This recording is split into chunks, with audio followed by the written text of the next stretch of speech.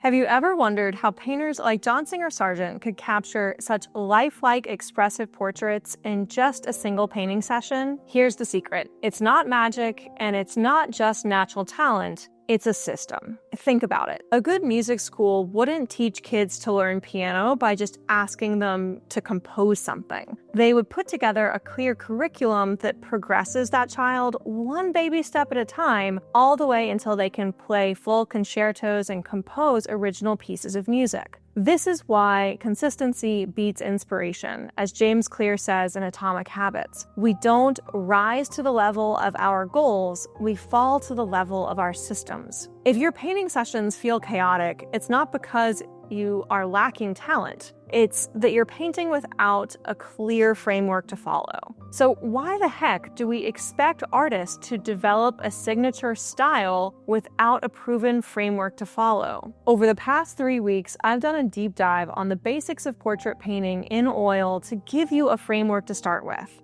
And today I'm going to show you how it all comes together in a complete Alla Prima portrait from start to finish. By the end of this video, you'll understand my entire process for creating portraits that are both accurate and expressive, so you can start painting with that same confidence in your own work. So, the first step to successful Alla Prima portrait painting actually happens before you ever touch brush to canvas on any particular painting day. And that is developing the confidence to capture a portrait likeness as you work, without relying on a detailed underdrawing before you begin. Each of my previous videos deep dive into different tools you can use to make this happen. So if you haven't checked out that series yet, you'll definitely want to. If you've already watched and you're trying to get comfortable diving right in with oils as opposed to pre-drawing your portrait, know that this is a skill that develops over time and in stages. So right now you may prefer to start with pencil or charcoal, but the more you challenge yourself to get as comfortable with your brush as you feel with your pencil, the more flexible and adaptable your painting skills will become. For me, I think the real turning point was when I realized that I could start with a total mess on the canvas, but still find my way to an accurate likeness. That gave me the freedom to not worry about messing up, which paradoxically allows me to dive in with a more poetic feeling to my block-in and my brushwork. I definitely had that feeling going into the piece that I'm showing you today, and it really set me up for success. So when you hit that point where you think, I think I've ruined it, that's actually where the learning happens. What I love about painting in oils Alla Prima is that, one, it forces you to develop a sense of judgment instead of fear. So you can't hide behind endless layers so that every mistake, well, it becomes a data point, not a feeling of failure. And two, it invites you to get in tons of repetitions rather than laboring over a single magnum opus that took you months to finish. And we know from experiments with actual artists or other craftspeople that repetition, not rumination, leads to way more dramatic growth. The second we stop being afraid of failure and just focus on trying over and over and showing up consistently, that is when we have actually found that our skills slingshot forward. So now that the block-in to this particular painting is underway, let me back up and walk you through exactly how I set myself up for a successful 3-hour painting session with this model. First, let's talk about positioning and reference. So I took the time to actually choose the angle of my setup here relative to my model, and I positioned my easel accordingly. I know that sounds really simple, but I can't tell you how often I talk to painters who are frustrated with their work because they're working from, well, a suboptimal reference. In this case, it could come from picking an angle that I'm just not particularly excited about with this model. Thankfully, the model I'm working with here is wonderful. He looks great at just about any angle, but I still wanted to be intentional about where I chose to set up. So anytime you can remember being frustrated with a painting that you've made, I want you to think back to your reference for that painting and ask, did it already look like the kind of painting that you would love to make? From working with so many artists, I know that 9 times out of 10, it doesn't. We might love the idea of that reference, but we beat ourselves up over it because we're blaming our painting skills when really the reference just wasn't where it should have been. But The truth is, your choice of setup and reference have nothing to do with your ability to put brush to canvas. So the better you can think this out before you dive in, whether you're painting from life or painting from a photo, the more success you're gonna have. Next, let's talk about brush selection. I picked out clean brushes and a range of types and sizes all ready to go before this session, and I laid them out where I could easily access them. Again, this sounds so simple, but I say it and I laugh because I need to remind myself of this often. Because the last thing you want when painting a one-sitting portrait is to waste time cleaning brushes or hunting for the one you need because you didn't prepare ahead of time. Having a good range of sizes and brush types already means that you're not having to interrupt the painting process because of a lack of planning. So, I get asked about what brushes I prefer a lot, and I actually teamed up with Rosemary & Company to put together a set that captures my full range of brushes that I reach for in my painting sessions. I'll put the link in the description in case you want to explore the whole list of brushes that I used here. All right, now let's talk color. I put out my go-to palette that I use for virtually every portrait before this one. So no guesswork required. I'm not digging through dozens of tubes and trying to guess which one I'll be happy with. So for this piece, like I said, I'm using that standard portrait palette. It consists of titanium white, yellow ochre, terra rosa, permanent rose or ruby red in this Vasari set that I'm working off of, transparent oxide red, transparent oxide brown, and then my cooler colors, viridian and ultramarine. I also used a little bit of cad lemon toward the end to get more chroma in the peachier flesh tones. I use this on occasion. I don't use it every time, and if I do put it out, it's just a teeny tiny amount. Like with the brushes, I actually have my standard portrait palette in a set through Vasari, which I will link as well, just in case you want to check it out. We've talked brushes, we've talked palette, now let's talk panel. So I grabbed an 8x10 panel for this piece, a size that would be small enough to be appropriate for a 3-hour sitting, but not so large that it would be intimidating. So I wouldn't go and grab a 4x4 foot canvas. That would be really hard to fill in this small amount of time. And conversely, I wouldn't grab a 6x6 inch panel because I would have to get out like my magnifying glass and my one hair brush to get in all of his facial features at that small size. So there's a sweet spot when it comes to portrait paintings, especially ones that are done in a limited window. You want it small enough that you can easily cover the canvas in the time that you have, but not so small that you need the magnifying glass. All right, now let's talk mediums. So I put out Galkid Light to help me in the wash/block-in stages of this piece, and I'll talk more about that in a minute.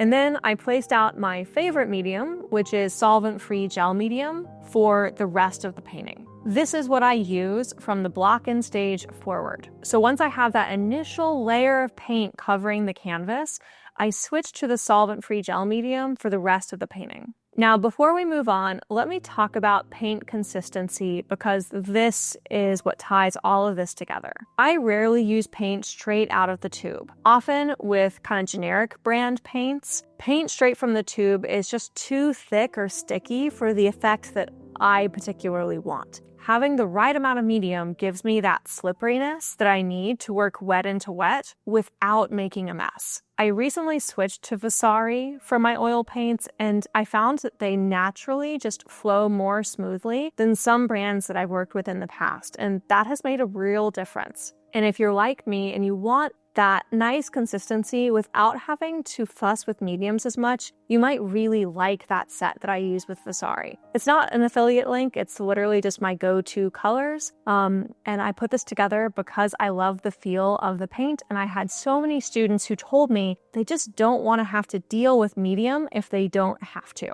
And I find this brand, the consistency of the paint, really checks that box. This approach also lets me work with a minimal solvent exposure. So previously, I would have started with a Gamsol wash, which would have meant having open solvent out in my studio while painting. But because I'm prone to migraines and I have a lot of students who worry about being sensitive to solvent or wanting to minimize their exposure to fumes, I started playing around with Galkid Light.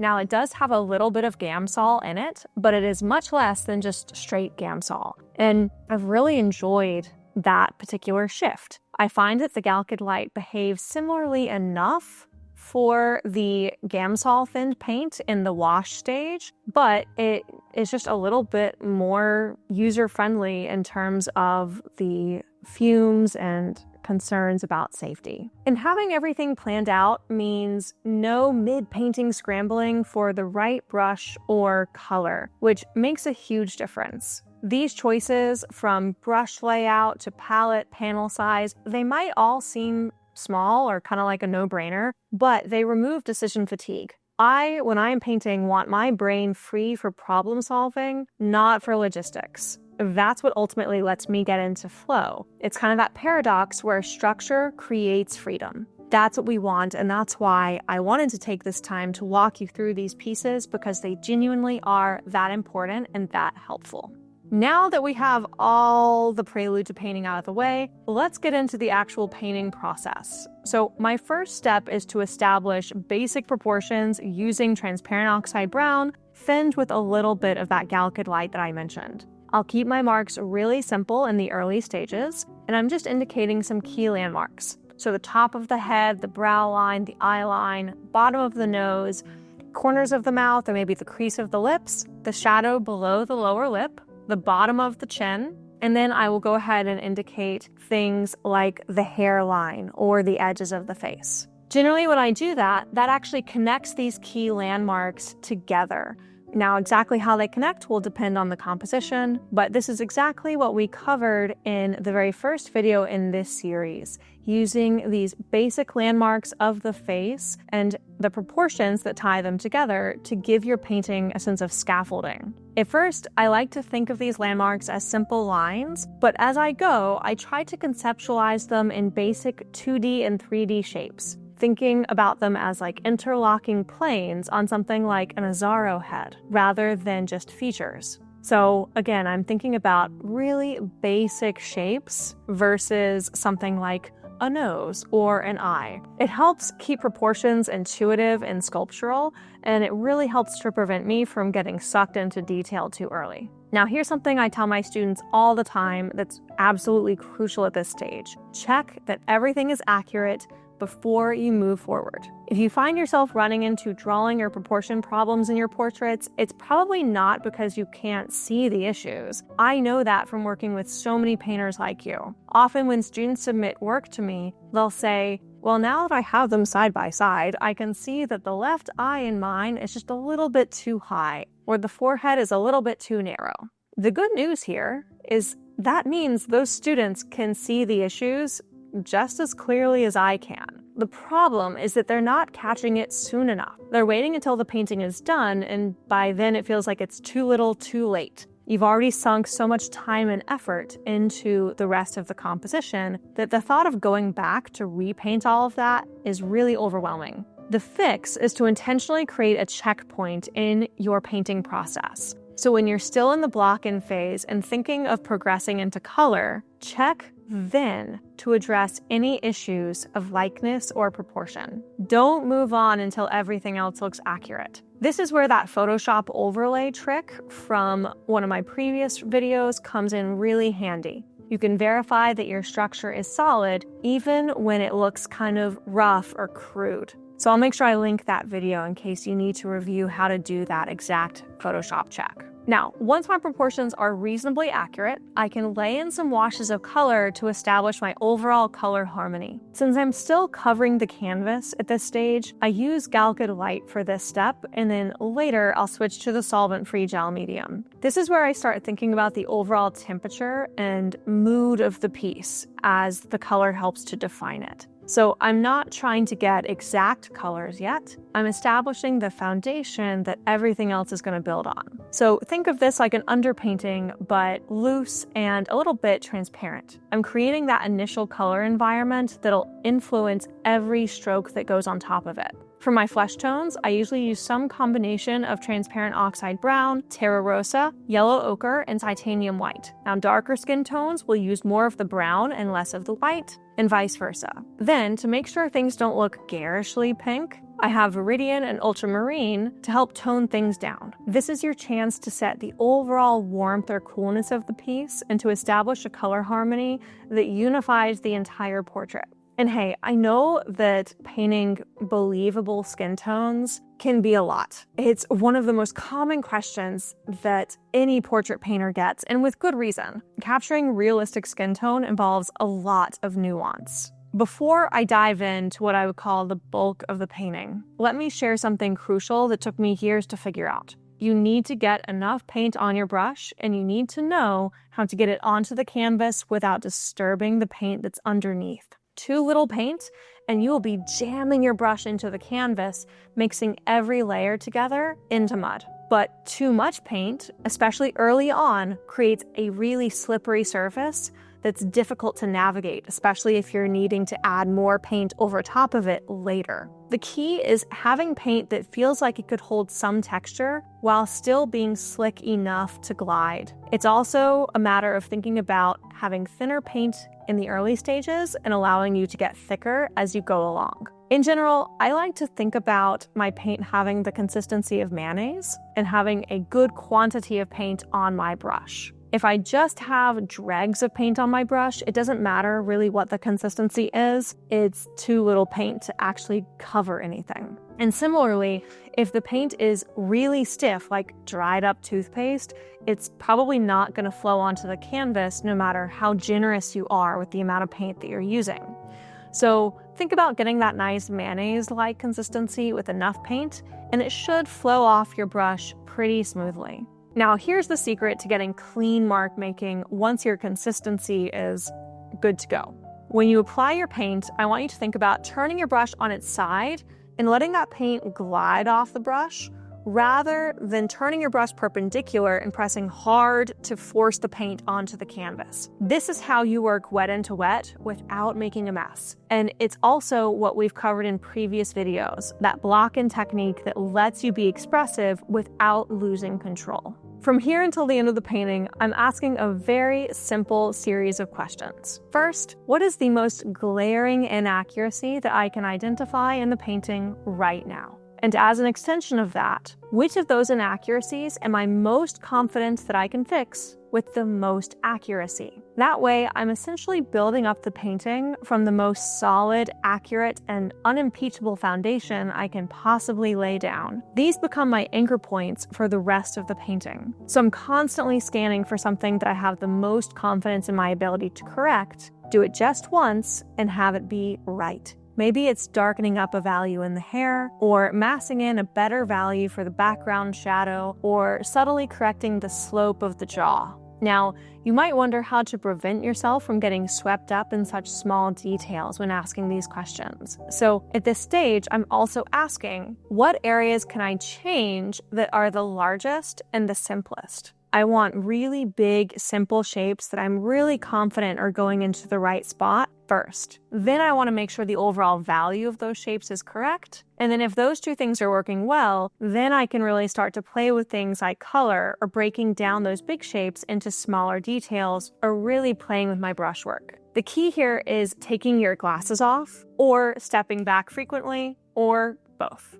So during this painting, I'm constantly stepping back away from the piece and taking breaks so I can come to it fresh. I only address areas where something looks genuinely confusing or ambiguous rather than continuing to work into areas that are already going well and just reworking them. I want to point this out because I think this is a quirk of human psychology that shows up for every painter. When one brushstroke goes down and it just feels so good, for whatever reason, we just want to get out our brush and make that brushstroke over and over again. That's a really easy way to get that overworked feeling that you're probably looking to avoid by working in one sitting and going alla prima. So be on the lookout for this because I think every single painter is lured by this temptation like more often than not. And I think this is where a lot of painters who are earlier in the journey get really, really tripped up. So this is where embracing the ugly stage from the earlier video in this series becomes so important. You're not trying to make every area of the painting look polished. You're building strategically from your strongest, most confident decisions. Now, one thing I'm doing in this piece that might surprise you is that I intentionally keep my darks a little bit lighter than they appear in life. So I'm reserving my true darks and only using them when I realize that I absolutely need them.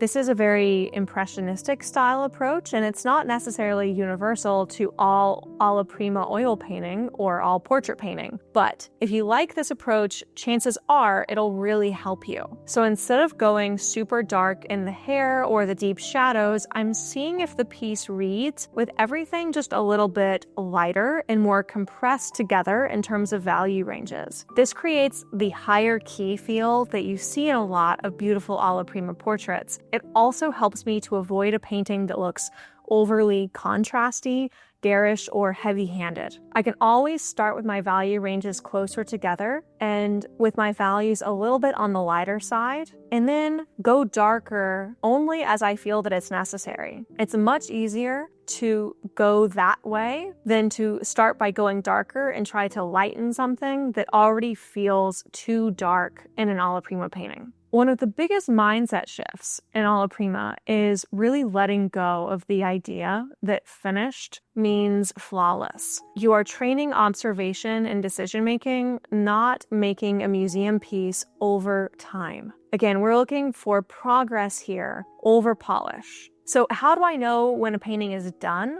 Well, it's when I stop seeing things that I know I need to fix or that I know how to fix. It's okay that it won't be perfect, especially since I only had 3 hours with this particular model. I can approach it without the pressure to make it perfect because I know that I'm not supposed to stop once everything is perfect. I stop when the model's time is up. So I'm reframing my expectations. I'm not thinking about perfection. I'm not thinking about every detail being right. I simply want to enjoy myself, be in the moment, and find that flow of getting the opportunity to hone my craft. After all, I think that's what makes oil painting truly magical and enjoyable in the first place, and probably what got a lot of you into it. This is the culmination of everything that we've been talking about. Solid proportions, strategic block-in, embracing the process, and knowing when enough is enough. One thing I think that's important to say here, though, is finding the time that you can comfortably work within is a process. I've heard people describe painting Alla Prima as painting as though these are your last hours on Earth. And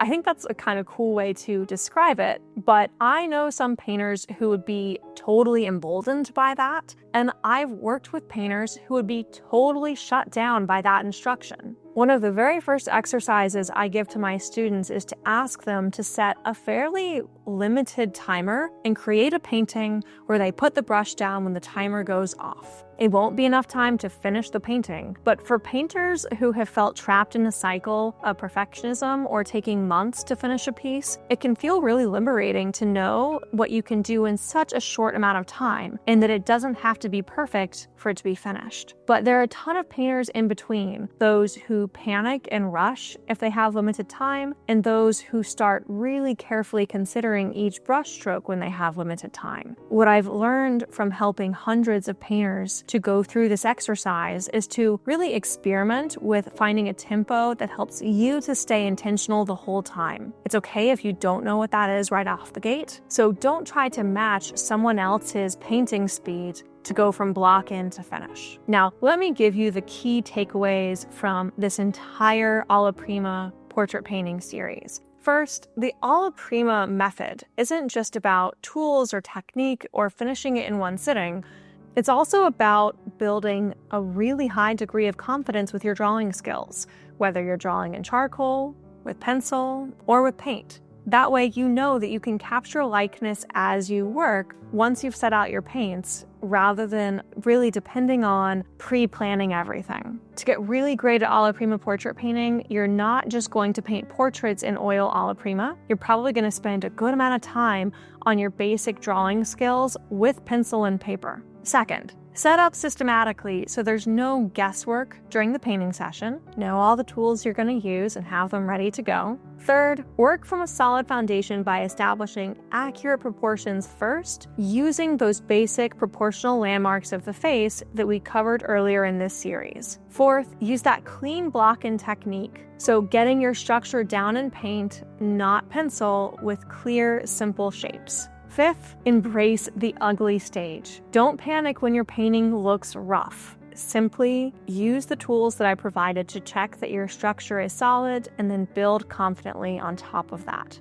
Sixth, play with the fun things like color and brushwork only after the fundamentals have been accurately laid in. Seventh, problem solve methodically by constantly asking what area both needs the most attention and what you're most confident in your ability to fix. And finally, embrace the process and the overall journey with your art rather than demanding perfection every time you go into the studio. If you apply this system and you just get in the studio consistently, like once a week, your skill is going to compound week over week. Every session teaches you better and faster judgment, cleaner decision-making, and helps you to have a calmer, more poetic hand in your painting. This approach completely transformed not just my portraits, but my entire painting career. Having a daily painting practice where I focused on trying to finish a piece in one sitting, focusing on getting in the flow and honing my craft rather than making something perfect, allowed me to quit my day job and get to do this full time. This is why I say Alla Prima painting doesn't just teach you how to paint, it teaches you how to think. You learn how to make more confident choices and remain cool under pressure, to recover fast,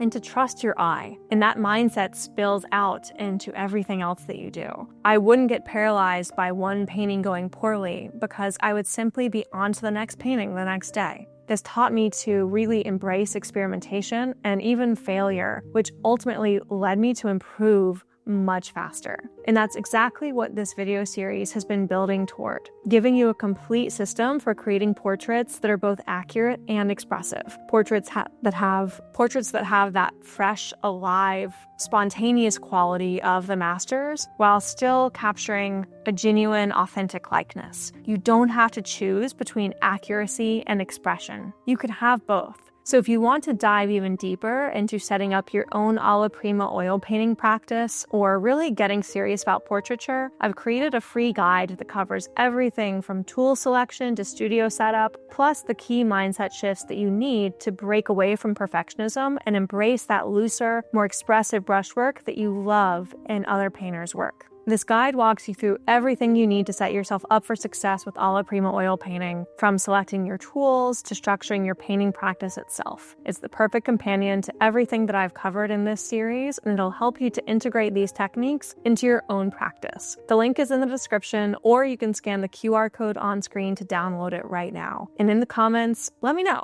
what questions do you have about Alla Prima portrait painting that maybe I didn't cover in the series? Your questions often inspire my next videos, and I want to make sure that I'm sharing what's most helpful for you. Remember, oil painting Alla Prima is about clarity and confidence and genuinely embracing the process. It's not about perfection. You've got the proportional landmarks, you've got the block-in technique, you know how to embrace the ugly stage, and now you have the complete process to bring it all together. So grab that guide, put these techniques into practice, and start creating portraits that look both accurate and alive. You've got this. Now, go make something beautiful.